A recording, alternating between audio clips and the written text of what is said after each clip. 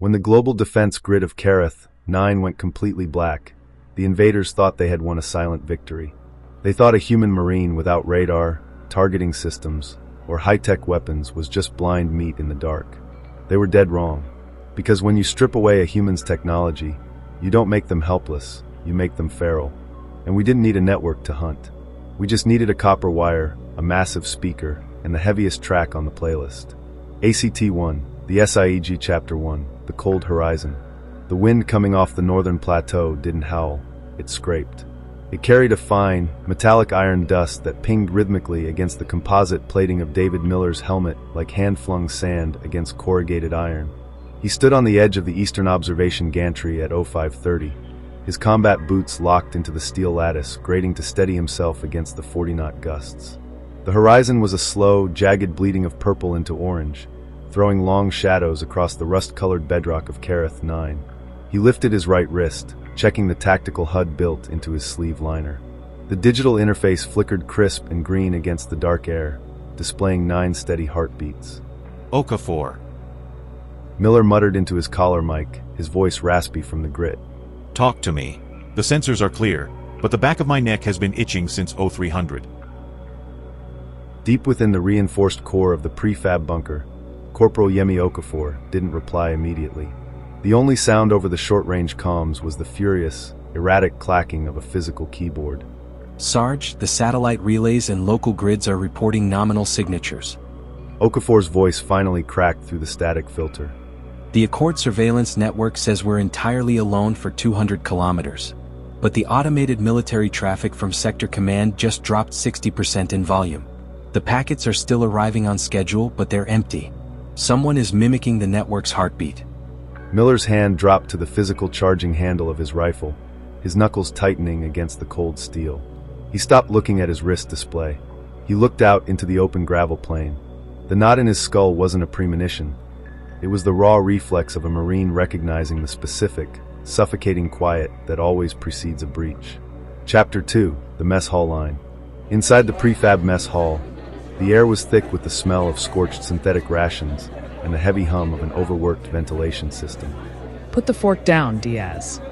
Amara Osei said, her palm slamming onto the metal table with a sharp crack. She leaned forward, her eyes locked on the last ration bar. I watched you skip your physical evaluation yesterday. You don't get the extra calories if you're dodging the clinic. Marcus Diaz didn't pull back. He grinned, his fingers hovering an inch above the food. Doc, my metabolism is burning through 3,000 calories, just keeping me vertical on that perimeter line. Cut me some slack. If you drop from exhaustion, I'm logging it as a training failure. Sergeant Daria Volkov interrupted, stepping into the room with her standard-issue rifle carried at a low, aggressive tilt. She didn't look at either of them. She walked straight to the thermal dispenser, filled a plastic cup with black synthetic fluid, and tossed it back in a single rough swallow. Stop bickering. Miller's on the gantry. The network is thinning out. At the far corner of the table, isolated from the noise, Sambi Reyes worked with an absolute, silent mechanical rhythm. Her long pattern rail rifle was stripped down across a black anti-static cloth. Her fingers, scarred from years of handling heavy equipment, picked up a silver electromagnetic coil. She didn't use a tool.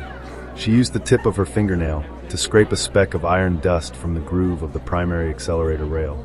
She held the component up to the flickering fluorescent light, blew softly across the metal, and snapped it back into the weapon's receiver with a heavy metallic click.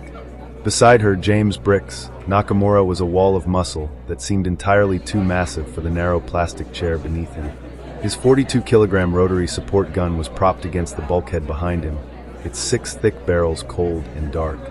He was systematically spreading cold grease over a hard biscuit, his face relaxed. Let the boy eat, Doc. Bricks rumbled, his deep voice vibrating through the hollow metal legs of the table. If the sky drops on us today, I want Diaz full of carbs so he can haul ammo crates without fainting. Elena Marchetti sat next to him, her forearms covered in thick black grease from a subfloor power line she had been patching since midnight. She didn't have her armor on yet. Her green uniform shirt was rolled past her elbows, revealing the corded muscle of an industrial tech. The atmospheric scrubbers just threw a logic error.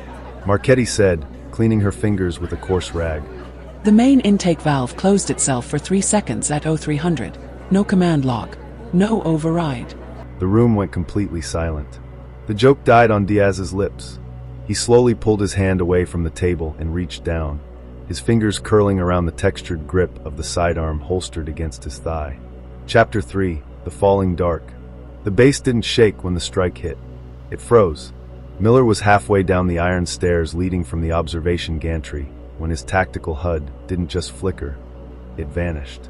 The floating green typography, the ammo counters, the compass headings, and the vital tracks of his squad were instantly wiped from his vision, leaving nothing but the raw glare of the orange horizon.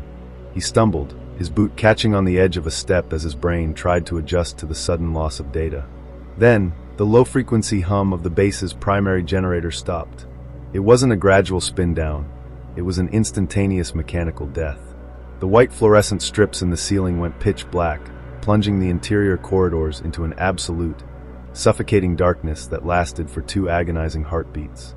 A heavy mechanical thud vibrated through the floorboards as the low-voltage emergency backup system engaged. The corridors were flooded with a dull, crimson light that cast long, distorted shadows down the metal walls. The air grew cold immediately, the ventilation fans dying with a final hiss. Miller burst into the comm room, his boots skidding on the smooth floor. Okafor was standing up, his chair thrown backward against the wall. He was staring at a massive console that had turned completely dead, its glossy glass surface reflecting nothing but the red emergency glow of the room. It's a complete wipe, Sarge. Okafor shouted, his fingers moving across the manual dials. Not a jammer. Everything with a microprocessor is dead. My keyboards aren't registering, the mainframes are cold, and the short-range radio is throwing nothing but static. Volkov appeared in the doorway, her armor plates clanking heavily in the quiet. The main gate's electronic locking pins just retracted. The high-voltage line on the perimeter fence is at 0 current. We have no wall, Miller. We have nothing but 30 centimeters of cold steel between us and the gravel. Get the squad down to the armory. Miller commanded, his voice dropping into a hard register. Throw the digital scopes into the dirt. We are using iron sights and manual triggers. If it needs a battery to fire, leave it behind. He grabbed Okafor by the shoulder, his grip tightening through the fabric of his jacket. Marchetti said there's an old copper hardline layer from the initial construction. Tell me it's still down there. It's down there. Okafor said, pointing to the printed paper schematic on the bulkhead. But it only connects to the heavy machinery, the planetary terraforming equipment. Miller turned toward the hallway, his face hardened. Marchetti, grab your largest crescent wrench. We're ripping the guts out of this base. ACT-2, the SLNC Chapter 4, the infiltration team. 200 meters north of the outpost, 5 silver-blue figures moved through the jagged shadows of the rock formations. Scout leader Kaelvarn led the team, his long, iridescent limbs shifting over the iron gravel. He wore no heavy armor, only the thin, sound-dampening combat skin of the Zulkari vanguard. Every step he took was completely silent. His boots were tipped with an acoustic-absorbent polymer that swallowed the crunch of the stone beneath his weight. His fan-like cranial receptors were fully extended, the blue ribs twitching as they drank in the environment. He didn't need a digital radar. His receptors were currently constructing a 3-dimensional map of the human base based entirely on the low, structural creak of the cooling metal buildings. The field is stable, the telemetry from his subdermal implant confirmed. The target is blind. Proceed with demolition. Behind him, for stalkers carried compact, high-frequency plasma lances. They moved in a perfect diamond formation, their movements so synchronized they looked like a single organism crawling through the red dust. Kaelvarn reached the perimeter line. The heavy wire fence was cold. He didn't use a mechanical tool. He reached out with a long, 3-jointed finger and tapped the center wire. No current. The humans were completely exposed. He gestured with his left hand, a swift, cutting motion through the air. The 2 lead stalkers stepped forward, their plasma lances humming with a low, barely audible hiss as they began to slice through the heavy structural posts of the northern gate. Kaelvarn focused his acoustic receptors on the main hangar door 50 meters ahead. He could hear the faint, erratic thumping of human hearts inside. They were moving fast, their breathing short and shallow. Panicking, Kaelvarn thought, a cold satisfaction rippling through his skin. They're soft without their networks. They're just meat. He drew his sidearm, a sleek, silent needlecaster. He took 3 silent steps through the shattered wire, his eyes fixed on the dark entrance of the hangar. He was entirely invisible in the shadows, a ghost tracking a blind prey. Chapter 5, The Tunnel Scramble. Give me the light, Okafor. Not there, damn it, right on the junction box. Elena Marchetti was flat on her back in the subfloor infrastructure tunnel, her knees jammed against a rusty structural beam and her knuckles scraping the rough iron ceiling. The access space was less than 2 feet high, a freezing dark pipe tomb that smelled of wet clay and disintegrating rubber. Above her, the heavy thud-thud-thud of boots on the mess hall floorboards told her the squad was already moving to the perimeter lines. I'm trying, Elena. Okafor hissed, crouching in a half-bent knot behind her, his hand shaking as he held a small, battery-powered emergency flashlight. The beam flickered violently, its cheap internal contacts struggling against the cold. Marchetti didn't look back. She reached into her tool belt, pulled out a massive, 2-pound iron wrench, and slammed it against the rusted lock of junction box 7. Clang! The sound was deafening in the tight tunnel, the vibration rattling straight through her teeth. The lock didn't budge. Slam it again. Miller's voice boomed from the hatch opening 5 yards behind them. He was stuck, his broad shoulders and heavy armor plates completely blocking the entrance to the tunnel. Marchetti, the northern perimeter fence just went down. We've got movement in the shadows. We have minutes. Marchetti let out a raw, guttural scream of frustration, gritted her teeth, and swung the wrench with both hands, using the entire weight of her torso. Smash! The iron latch sheared off, tumbling into the dirt below. She kicked the heavy metal door open with the heel of her boot, exposing a nest of thick, copper-shielded cables that were as wide as her wrist. They were covered in a layer of gray dust that hadn't been disturbed in nearly a decade. This is the direct line to the seismic survey array. Marchetti panted, her fingers digging into the cold grease of the cables as she dragged them toward her chest. Old school analog. No logic boards, no microchips. Just raw, stupid copper. She pulled a pair of heavy, manual wire strippers from her pocket, clamped them around the main cable jacket, and twisted her wrists until her muscles shook. The thick plastic insulation tore open with a wet, ripping sound, exposing the bright, braided copper within. Okafor, hand me the adapter. She shouted, her hand reaching back blindly into the dark. Okafor jammed a heavy, brass-tipped jack into her palm. She didn't use a soldering iron. She wrapped the bare copper wires directly around the brass contacts, twisting them tight with her bare fingers until the sharp metal strands sliced into her skin. Miller. Marchetti yelled, her voice echoing through the pipe. The line is hot. If we plug this in, it goes straight to the 8 survey horns on the hull. Connect the player. Miller didn't hesitate. He reached into his jacket, pulled out the scratched, dented personal player Marchetti had given him, and rammed the brass adapter straight into the tiny headphone jack. His thumb hit the mechanical click wheel, spinning it to the bottom of the volume registry, and then slammed the center button down. ACT-3, drop the BSS Chapter 6, the first wave. Assault Leader Vrethnos was exactly 250 meters from the outpost's eastern barracks when the ground changed. He was moving at a fast, synchronized glide, his eyes locked onto the dark silhouette of the human defense towers. His weapon was raised, his fingers resting on the manual trigger of his plasma rifle. Then, a low-frequency pulse tore through the bedrock. It wasn't a sound he heard with his ears. It was a physical impact that hit the soles of his combat boots with the force of a hydraulic hammer. The shockwave traveled up his long leg bones, rattled his pelvis, and slammed into his lower internal organs with a violent, crushing pressure. Vrethnos stumbled, his boots skidding across the loose iron gravel as the ground beneath him literally shifted 3 inches to the left. Anomaly detected, his brain tried to register, but before the thought could form, the full audio signal tore through the frozen atmosphere. It was a jagged, distorted wall of high-amplitude analog sound. The opening chord of the industrial metal track didn't travel through the air like a normal voice. It arrived as a solid wall of displaced kinetic energy. The sound hit his extended cranial receptors with a physical weight of 140 decibels of unrestricted audio power. To a human, it was a deafening roar. To a Zulkari, whose ears were fine-tuned to detect the footstep of a small mammal at 50 meters, it was a biological catastrophe. The delicate blue ribbons along Vrethnos's head didn't just vibrate, they convulsed. The tiny, microscopic hairs that lined his sensory membranes were instantly sheared off by the violence of the sound wave. The spatial map in his mind shattered into a blinding kaleidoscope of white pain. He dropped his weapon, his hands flying to the sides of his head as a thin, dark stream of blue neurological fluid began to leak from his ear tracks. He couldn't see the base anymore. He couldn't see his squad. The world was nothing but a screaming, rhythmic nightmare that was tearing his brain apart from the inside out. Chapter 7: The Adrenaline Surge. Inside the base, the change was instantaneous and terrifying. The moment the heavy, distorted bass line dropped through the structural steel walls of the mess hall, Marcus Diaz felt a physical jolt hit the center of his chest.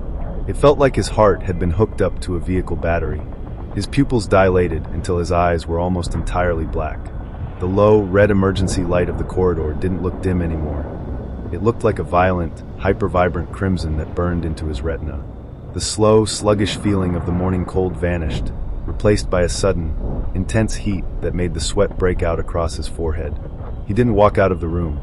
He burst through the door frame, his shoulder armor clipping the metal edge and leaving a deep gouge in the paint.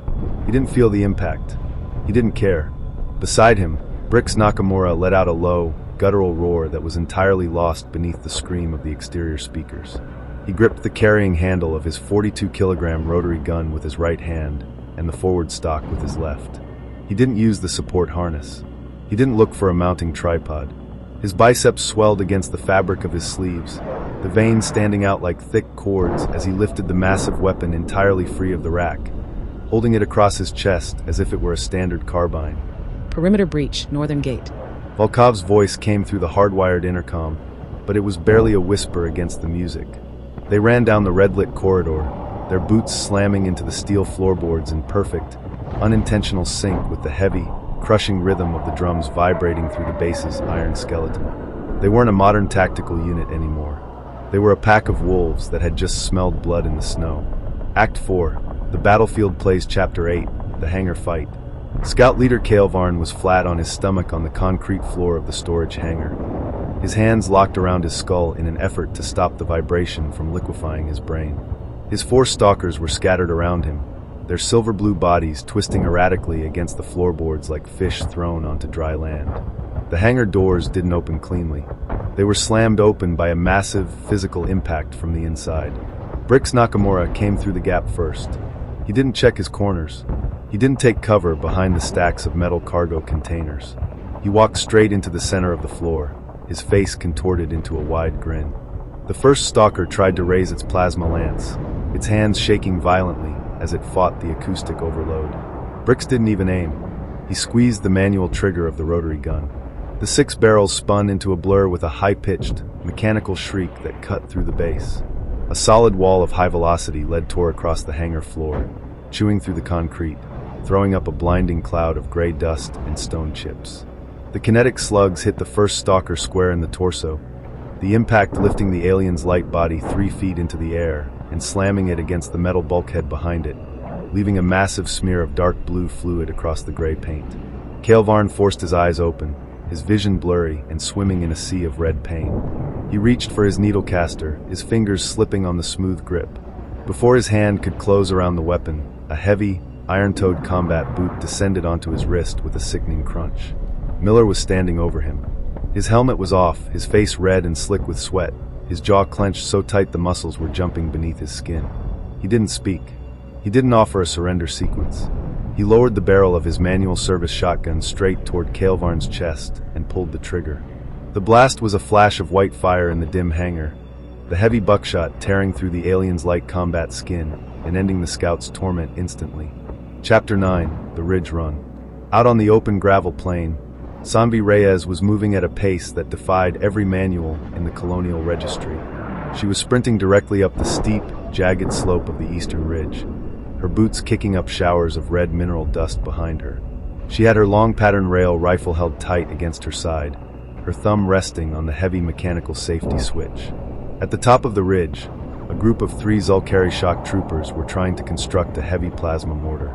They had manual earmuffs clamped over their heads, thick, crude pieces of rubber insulation they had torn from their equipment cases in a desperate bid to shut out the sound. They were still unsteady on their feet, their fingers fumbling with the heavy locking pins of the mortar tripod. Reyes didn't slow down as she reached the crest. She didn't drop into a standard prone position. She threw herself into a hard slide, her knees taking the full impact against the sharp iron gravel, tearing through the fabric of her uniform trousers and drawing blood. She came up into a half-kneeling stance, the stock of the rail rifle slamming into the pocket of her shoulder with mechanical precision. Her eye locked onto the crude iron notch at the end of the barrel. No computer targeting, no laser line. She fired. The high-velocity kinetic slug tore through the skull of the lead mortar operator before the alien could even turn its head. The impact sent the trooper spinning sideways, its body colliding with the tripod and knocking the heavy weapon down the slope. The remaining 2 troopers scrambled for their sidearms, but Reyes was already up. She didn't chamber another round. She didn't have time. She lunged forward, using the heavy, steel-reinforced stock of her rifle like a club. Crack! The butt of the weapon hit the second trooper square in the side of its cranial casing, shattering the thin bone and sending the alien rolling down the jagged rocks. The final trooper managed to draw its needle caster, but Reyes stepped inside the guard, her left hand snapping out like a whip to grab the alien's wrist, while her right hand drove her heavy steel combat knife straight into the soft skin beneath the trooper's throat guard. She twisted the blade once, pulled it clean, and stood up over the bodies, her chest heaving as the heavy, distorted bass from the bass speakers vibrated through the soles of her bleeding knees. Chapter 10: The Flanking Strike. On the western side of the perimeter, Marcus Diaz and Minho Park were caught in a brutal, close-quarters scramble against a 6-man infiltration team that had managed to clear the wire before the music hit. The fight wasn't a clean trade of fire. It was a messy, chaotic brawl fought in the shadow of a row of heavy mining vehicles. Diaz was flat against the massive tire of a dump truck, his sidearm empty, his fingers desperately tearing a fresh magazine from his belt. A Zulkari trooper stepped around the edge of the rubber, its face twisted in agony from the sound, but its plasma blade extended and glowing with a lethal purple light. The alien lunged, the blade slicing through the air with a hot, whistling sound that smelled of scorched rubber. Diaz didn't try to dodge. He dropped his empty gun, reached out with both hands, and grabbed the alien's forearm, fighting the mechanical strength of the trooper's combat skin. The plasma blade hovered 3 inches from his face, the heat burning his eyelashes and filling his nostrils with the scent of his own singed hair. Park! Diaz screamed, his boots skidding in the dirt as he fought to keep the blade from driving into his throat. Park came around the back of the vehicle like a madman. He wasn't carrying a rifle. He was carrying a heavy, 3-foot steel breaker bar he had snatched from Marchetti's tool cart. He swung the bar with a full, 2-handed baseball grip. Thwack! The solid iron bar hit the Zulkari trooper square in the small of its back, the force of the blow snapping the alien's spine with a distinct, hollow pop. The trooper collapsed instantly, the plasma blade dying as it hit the gravel. Before the other 5 invaders could react to the loss, Park lunged forward, using the pointed tip of the breaker bar to spear the next trooper in the center of its chest armor, the steel driving through the composite plating and pinning the alien to the ground. Diaz scrambled to his feet, scooped up his sidearm, rammed the fresh magazine into the grip, and began firing point-blank into the remaining shadows beneath the truck, his face distorted into a mask of pure rage as the drums on the speakers reached a frantic double-time crescendo. Act 5, The Echoes. Chapter 11, The Sudden Quiet.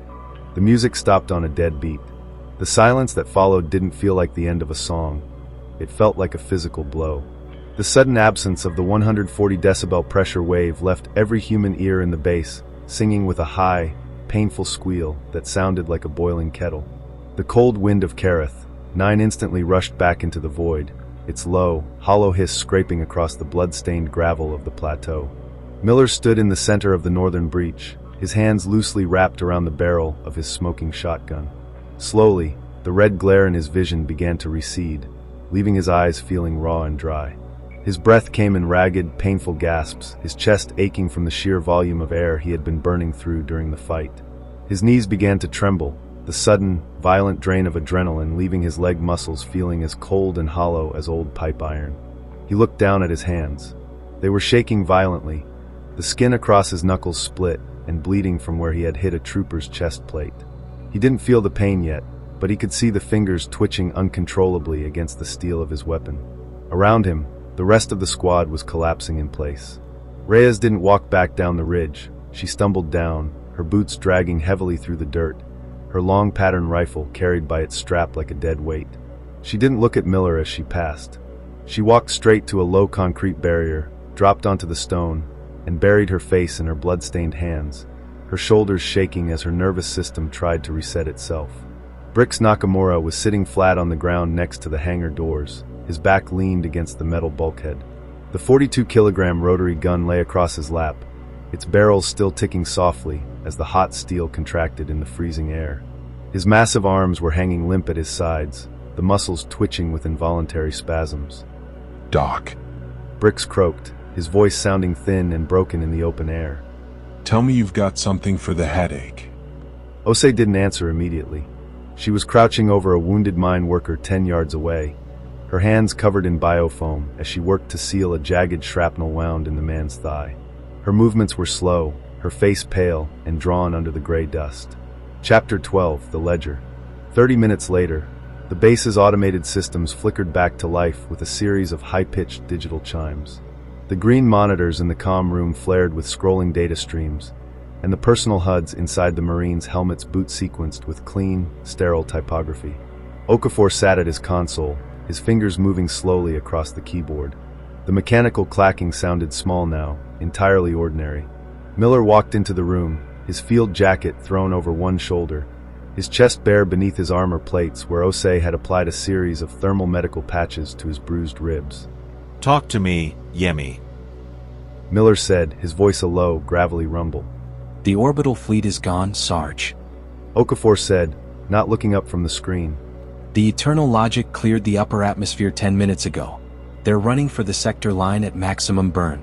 They left their entire forward element behind. How many? Miller asked, leaning his hand against the back of Okafor's chair. We counted 84 living prisoners in the lower storage bays. Okafor said, his eyes scanning the automated casualty log. Most of them are still unresponsive. The medical databases say their cranial receptors aren't going to recover from that kind of acoustic trauma. They're permanently blind to the network. Marchetti walked into the room, her tool belt missing, her green shirt covered in a mixture of alien blue fluid and her own dried blood. She held the small personal music player in her palm, its screen dark, its metallic casing scratched down to the bare aluminum. The General's office is on the subspace link. Marchetti said, handing the device to Miller. They want the log entries.